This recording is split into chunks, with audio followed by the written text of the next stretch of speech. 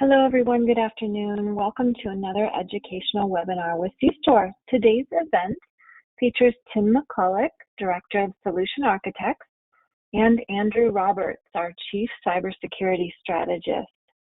Today we'll be diving into a great session, very timely, from reactive to proactive, how to take a strategic approach to cybersecurity. I'm Kim, your webinar organizer for today's event. Thank you again for joining us. Before we dive in, I would like again to first introduce Tim McCulloch with cStor for a brief introduction, and then we'll get going with today's main event. Tim? Awesome. Thank you, Kim. And everybody, thank you for attending our webinar. Welcome to, I want to welcome everybody. There's a lot of familiar faces I've seen on here, so great to hear and see everybody again. My name is Tim McCulloch. I am the Director of Solution Architecture for cStor, and I'll be co-hosting today's session. Today is the second in a series of 5 webinars that will be held throughout the summer. At the end of the series, we will cap it off with an in-person panel discussion with each of the speakers from the previous webinars, where you'll have a chance to answer some questions that you don't get answered today. So please, first of all, attend the webinars, right, and be active, and we're here to help you. So this year, cStor will be celebrating our 20th year anniversary, which is great. I know as a former cStor customer, this is awesome, being part of this company. This is an exciting time for us, and we're so thankful to have our loyal clients that have been with us for many years attending the webinars. We would not be here without you, so thank you for your patronage. We do that by putting our clients first. First of all, we are vendor agnostic. We are here to bring solutions and results to our customer clients, such as cybersecurity, which is a major theme here at cStor. Cybersecurity is not only one of the main 3 focus areas. We are proud to be able to say that everyone on cStor's cybersecurity team is seasoned cybersecurity practitioner that have years of experience doing the same job and face the same challenges that all of you face today. And as we back up each of the focus areas, cybersecurity, digital transformation, and modern infrastructure with the robust services that helps bridge the gaps to help you get the most out of your investments as quick as possible. But enough said about that. I'd like to turn this over to Andrew Roberts, who is our practice manager for cybersecurity for cStor. Andrew? Hey, Tim. Thanks for the introduction, and good afternoon, everybody. Thank you for joining us today. Let's get right into our slides here.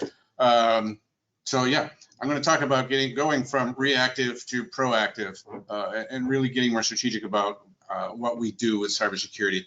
You know, when I first joined cStor, one of the things that was really appealing to me was the thought that I would be able to actually make a difference with a lot of different clients and really help improve cybersecurity, you know, for Arizona, Nevada, New Mexico, and all of our clients in those places. And if any of you know me and know what I do with my volunteer time, it's something that I'm really passionate about is really improving cybersecurity for everyone and really working to make sure that everyone can work together and get better with what's going on with cybersecurity so that our whole country can actually be a safer place and is better able to fight the criminals that attack us every day when it comes to cybersecurity.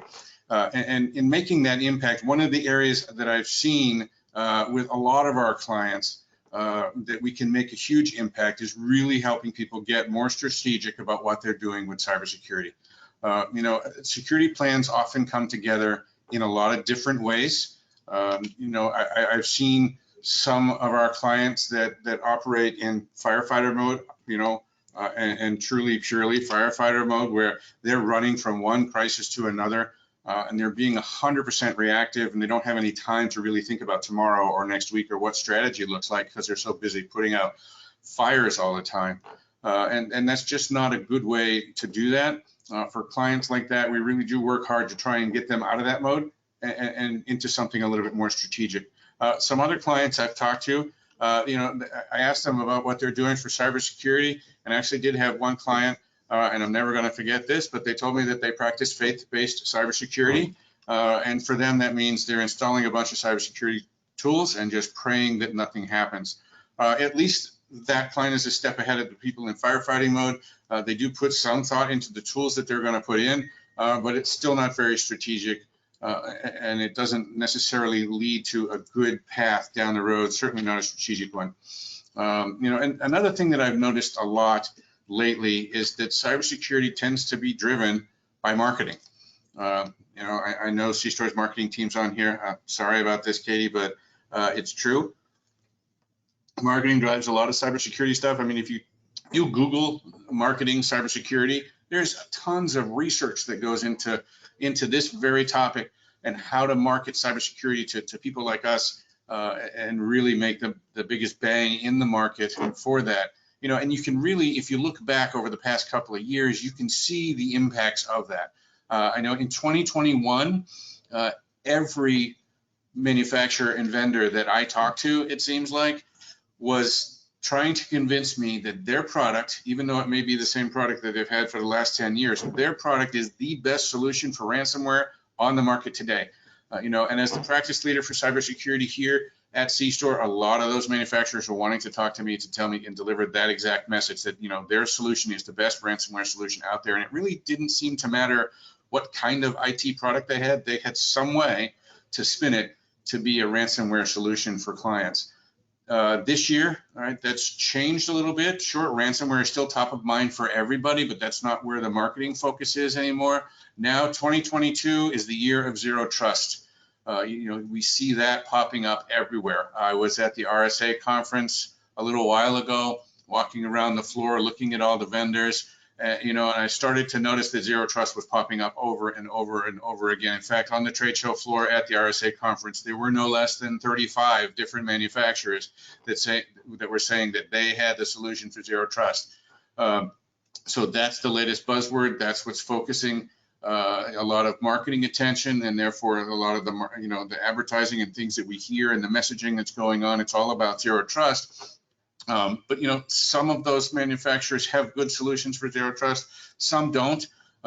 Some don't even realize that zero trust isn't a thing. It's really a process to get into that. So it's interesting how marketing can often drive cybersecurity. Again, it's not necessarily a strategic way for you to build out your cybersecurity plan and move from being reactive to proactive. It's just a way for manufacturers to execute their sales plan.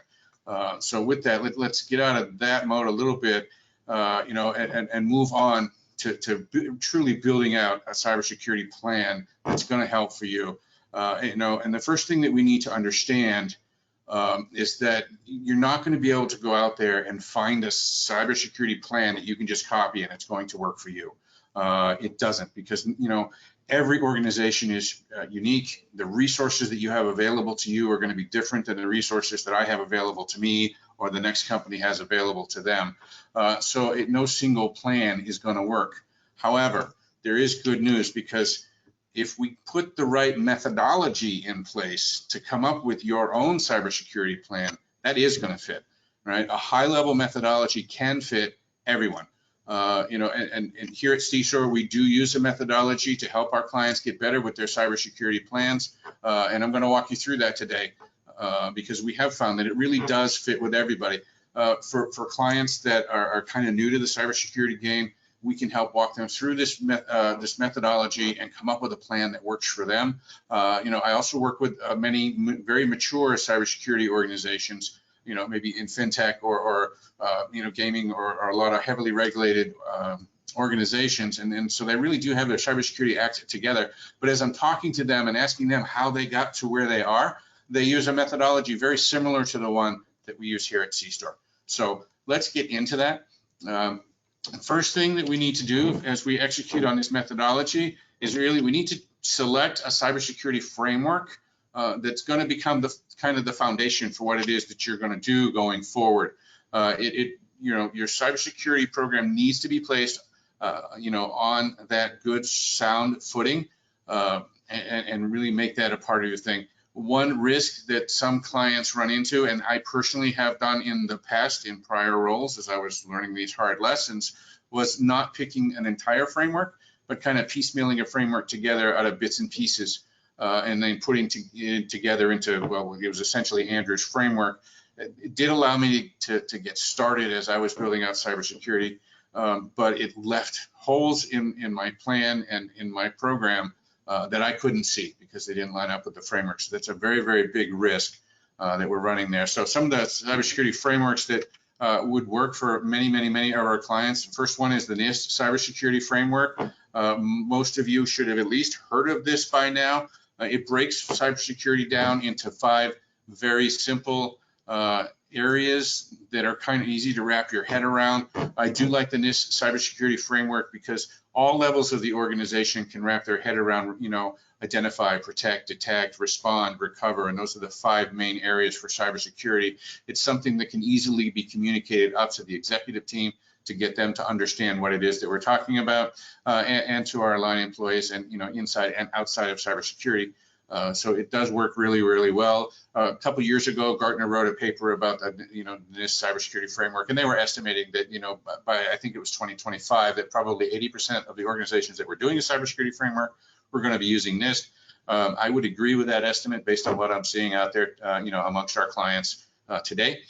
It is certainly trending that way. Another cybersecurity framework that could be the foundation for some of you is the Center for Internet Security's critical cybersecurity controls. You may have heard of this before, is being referred to as the CIS 20. So it's the same control framework there, although they have done a recent revision early last year. They've kind of made it a little bit more succinct. There's 18 controls now in the critical cybersecurity controls instead of the 20, but it's still the same general framework there. 18 different areas to focus on. Inside those 18 controls, there's 153 safeguards, they call them, and lots of detail to work on. So those are 2 frameworks. Most of our clients are going with the NIST cybersecurity framework. Some others are doing the Center for Internet Security's controls there. And that's something that I have lots of conversations with people about which framework is right for them, and I'm certainly happy to do it with any one of you that's on this webinar today. If you'd like, we can have a conversation about the differences between the frameworks and which one might make sense for you. So, but choosing that framework is definitely the first step that needs to be done, because that's something, it becomes your goal and your target for where you're going. Once you've got the framework selected, the next step, and it's a critical step, is to get buy-in, and you need buy-in to make this program successful, particularly from your executive team, to make sure that they're on board with your organization aligning itself with the cybersecurity framework that you've chosen. And it is absolutely critical, and actually all of the steps I'm going through today are critical to the success of this, but buy-in is very, very important for a couple of reasons. First of all, if you truly are going to align yourself with a cybersecurity framework, that's going to change how things work inside your organization a little bit. Cybersecurity is going to become top of mind really for everybody in the company. They're going to be much more aware of cybersecurity. Certain aspects of cybersecurity will become everybody's responsibility. And so if you think about it, that's changing the culture inside the organization, and you cannot do that without the executive team, with you on that path. It just doesn't work. So very, very important to get that buy-in. And some of our clients, they need some help getting the buy-in or having that conversation with the executive team. And there's some tips that I like to share as people are going to get that buy-in from their executive team. And really it's about changing the conversation that you're having with the executive team. Too many times, I've seen security people trying to talk to executive people and not having a good time of it. And this is true of me earlier in my career as well, because the problem is that cybersecurity people speak one language, and executive people, particularly the CFO type people, speak a completely different language, and it makes the conversation a lot harder to go. So really what we need to do as cybersecurity professionals when we're talking to the executives, we need to do our best to change the conversation. We really want to, shift away from a control focus, saying, oh, we need this new tool to do this protection thing, or, or to control this threat that we have, and really take a step back and look at the big picture. Because, instead of putting controls in for control's sake, if we can, have a conversation with the executive team and talk about how we can put some cybersecurity protections in place that will enable the business to move faster or at a greater scale and do so in a safe manner, that's a different conversation than just, excuse me, Mr. CFO, can I have some budget for a new firewall? So, focusing on the big picture for the entire organization is very, very important, and making sure you get that message across. And then the other shift that often helps tremendously is if you can shift the conversation away from cybersecurity and move it towards risk management. Because if you think about it, cybersecurity is just risk management. That's all it is. It's just a very specific niche of risk management. And all of the CFOs out there, doesn't matter which organization you're in, their primary function is risk management. So if you can have a risk management conversation with your CFO instead of a cybersecurity or a control conversation, that conversation will go a lot further. So once we got our framework selected and we now have buy-in from the executive team, and it's time to move on to the next step in our framework, and that's to have a gap analysis done. Okay, and when I say a gap analysis, I am not talking about a generic security assessment. I know there are a lot of vendors out there that will do a security assessment, oftentimes for a very low cost or no cost, but often those are focused on a subset of some cybersecurity controls that maybe that vendor does really, really well. Here, I'm talking about a true gap analysis where someone is going to come in and look at your environment. And if, for example, you're doing the NIST cybersecurity framework, right? If you remember, NIST is those 5 main areas, but underneath those 5 areas, there are 23 categories of controls. And then underneath those, there's 108 individual controls inside the NIST cybersecurity framework. You need someone to come in and look at all 108 controls in NIST and give you an accurate and honest assessment of where you stand in your organization for each one of those 108 controls, holistic view. So we're not looking at a subset. You really want to see where everything is. If you're doing the CIS critical cybersecurity controls, as I had mentioned before, there's 153 safeguards in there. You want to make sure that they're looking at all 153 of those and really putting that together and giving you that honest input. Now, cStor does not do gap analyses directly, but we do have a number of partners that do an excellent job at doing this. And so, we're happy to refer you to those partners to come in, and it gives you a third-party view of what your environment looks like. I can personally attest to the quality of the work that they do because I see it all. And that's my way of keeping my fingers on the pulse of those partners to make sure that they continue to do good work for our clients and give them the information that they need. And at the end of that gap analysis, that third party is going to come back to you and deliver their report about what they found in your environment. And those reports, they're going to be a little bit overwhelming. They're kind of long.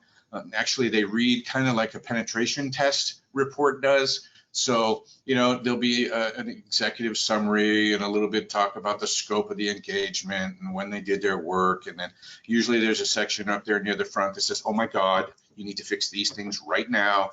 And then that's followed up with 30, 50, 70 pages of detail for all of those different controls they looked at and what they found in there. I'll be honest, that's a little bit daunting, and a lot of clients don't know what to do with all of that information because it makes it really hard to prioritize what things they want to work on first, other than the oh my God items, and how they're going to move forward in the long run. Fortunately, cStor has developed some proprietary tools that can give you that can create insights out of those reports and really boil them down into a focused risk-based dashboard, so where you can visualize what is in that gap analysis report and see where those high risk areas are. So this example that I'm showing you right now, if you recognize the identify, prevent, detect, respond, recover across the second row, this is the NIST cybersecurity framework and the 23 functional areas that are inside there. The way this dashboard works is the darkest shaded areas are the areas with the highest risk in your environment as it relates to the entire NIST cybersecurity framework. So this really can help you focus in on the things that must be done first, right? So looking at this example on the identify column, down near the bottom is the risk management strategy. That has a score of 87. High scores are bad. It's kind of like golf. The higher your score is, the more risk is present in your environment. So maybe that's an area that you'll want to focus on right away and get that done. In the prevent column, awareness and training, another high risk area, dark shading. So to highlight that, maybe that's something else that you would want to work on in the short term and do that.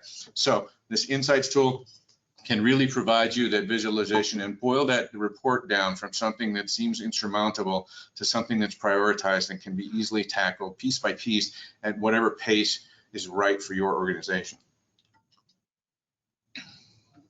So once we've got that gap analysis complete and you've got that insights, you can use all of that information, right? Where you're going, the framework that you picked, where you are today, the gap analysis results that have come in, and you can use that to plot your course forward and create a roadmap that really works for your organization. And this roadmap, this is going to be your cybersecurity plan. It is highly customized specifically to your organization, and you will know that the things that your roadmap say should be done first really are the ones that should be done first. And you really are tackling something that is the right fit for your organization. Okay. Once you've got that roadmap, you can then use that to start executing on your cybersecurity plan. Like I said, at whatever pace makes sense for you, and then you can move down and start to become more proactive in a strategic way, doing the things that make sense for you first. And also by prioritizing based on risk in your roadmap, that helps have and further along the risk management conversation with your executive team, because now you'll have a clear way that you can quantify and explain the risks that are present in your environment and have those conversations with the executive team so that they can decide which risks they want to make investments to reduce first and work on as you go forward. Once you've got that roadmap, now you've got a good plan. It's a solid plan. The executives are going to be on board with you too. Then it's just time to go forth and execute on your plan, right? You're going to be able to see the light at the end of the tunnel. You just want to make sure that that light is not a train. So you want to be able to, as you execute on your plan, monitor what's going on, identify the roadblocks that may be coming up, and you can make adjustments to your plan as necessary to do that and further your goals.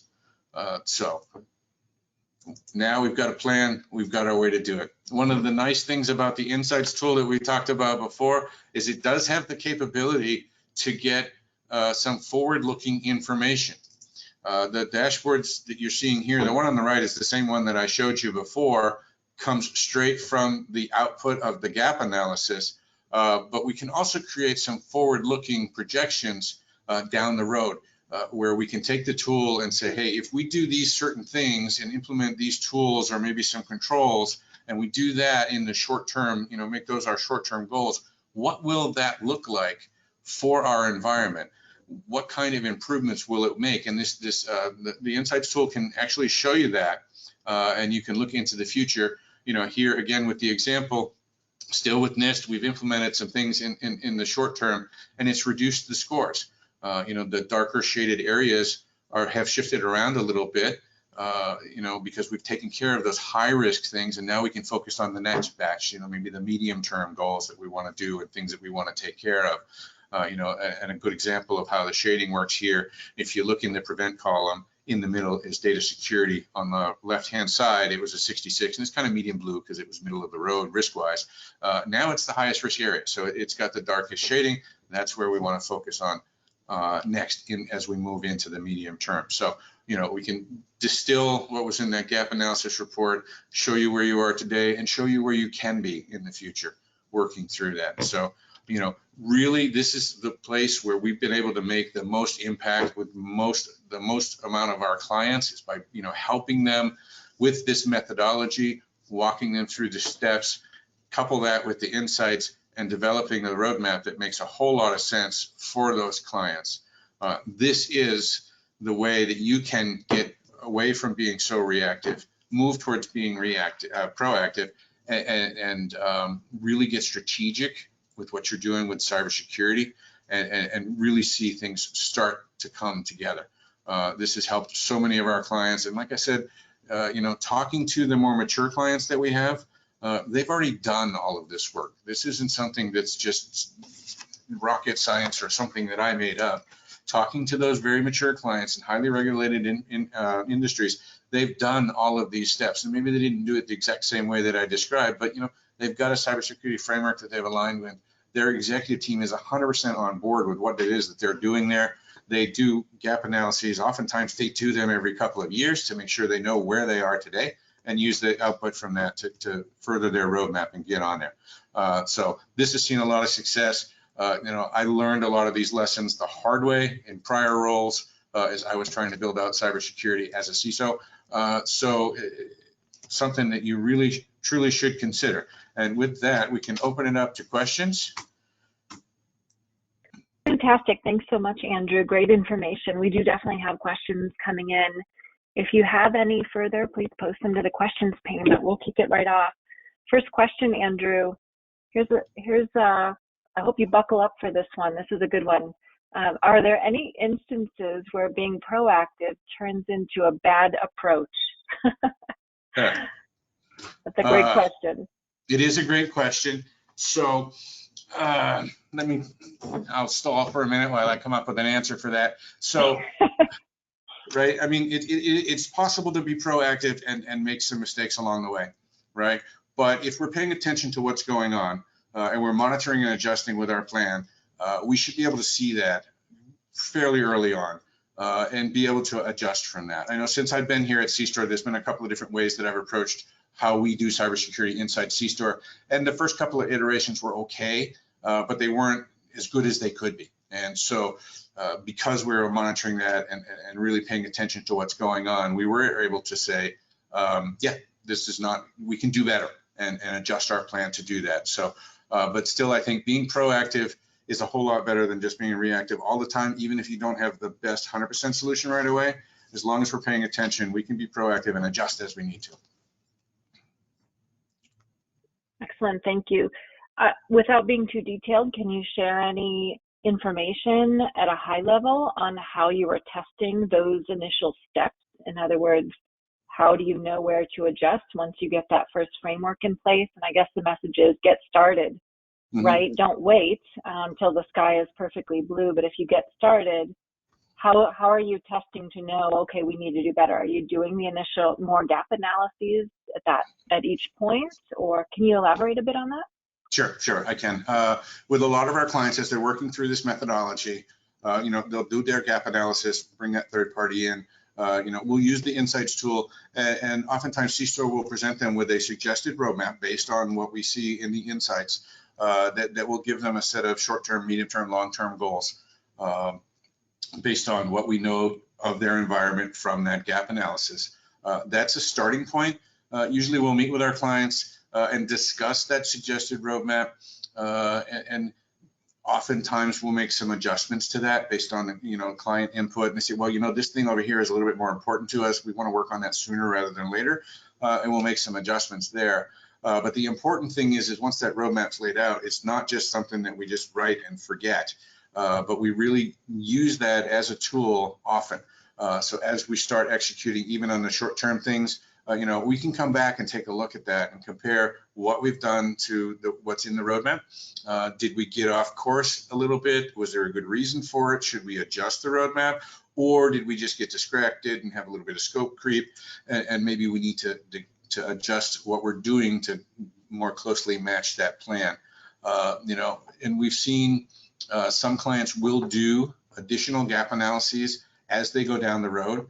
A good example is we've got a client that's going to be doing a second gap analysis here pretty soon, and they're doing that for two reasons. One, they've worked pretty far down their roadmap and they've come a long way, so they want to see how they're doing, but also they've also made a significant shift in their environment. When the initial gap analysis was done, they were mostly an on-prem organization.